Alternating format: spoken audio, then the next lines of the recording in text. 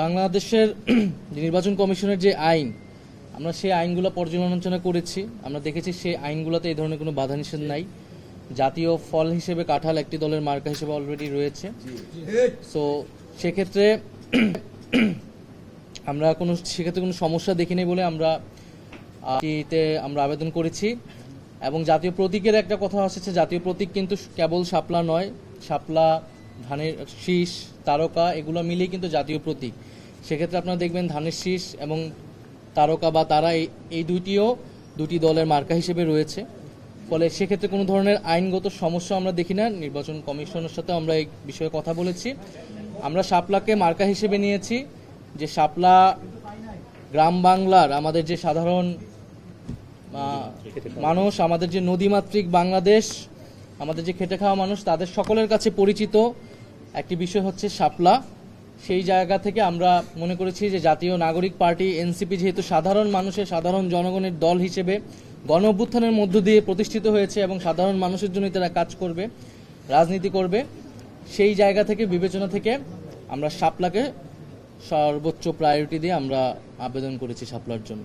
Mona Lisa heavy flow 15 piece প্যাকেটের সাথে 8 পিসের একটি প্যাকেট একদম ফ্রি।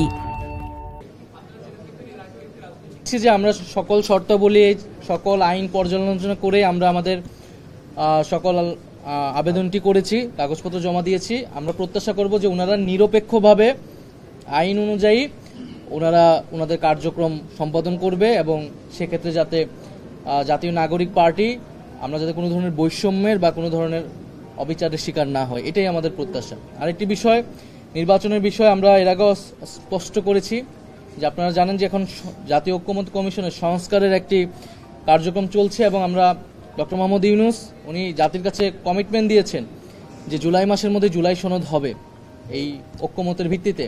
ফলে আমাদের কাছে এখনও প্রধান প্রায়োরিটি হচ্ছে কিন্তু সংস্কার। ফলে সংস্কারের উপর নির্ভর করেই নির্বাচনের বিষয়ে আমরা আসলে সিদ্ধান্ত নিব। আর জাতীয় নাগরিক পার্টি এনসিপি আমরা বলেছি যে জুলাই ঘোষণাপত্র এবং সংস্কার এবং গণপরিষদ এবং বিচারের রোডম্যাপ, এই সকল কিছু মিলে আমাদের এই মুহূর্তের রাজনীতি। তো সেক্ষেত্রে একটা নিয়মতান্ত্রিক প্রক্রিয়া হিসেবে একটা রাজনৈতিক দলকে আসলে নিবন্ধন নিতে হয়, শর্তাবলী পূরণ করতে, আবেদন করতে, আমরা সেই নিয়মতান্ত্রিক কাজটাই করছি। কিন্তু আমাদের এখনও প্রধান প্রায়োরিটি, প্রধান কাজের জায়গাটা হচ্ছে সংস্কার এবং যে বিচার, সেই বিচারগুলো নিশ্চিত করা এবং গণঅভ্যুত্থানের যে আকাঙ্ক্ষা ছিল, এবং আমরা জানি যে আপনারা জানেন যে জুলাই আসতেছে সামনে, এবং সেই জুলাই মাসে যাতে আমরা আমাদের সে গণঅভ্যুত্থানের আকাঙ্ক্ষাগুলোর যে বাস্তবায়ন, এবং গত এক বছরের মধ্যে আমরা আসলে কেন পারলাম না, আমাদের সীমাবদ্ধতাগুলো কি, এবং এই সরকার থাকা অবস্থায় সামনের সময়গুলো আমরা কিভাবে কাজে লাগিয়ে সেই দাবিগুলো পূরণ করব, সে বিষয়ে আমরা কাজ করব। ধন্যবাদ। Thank you.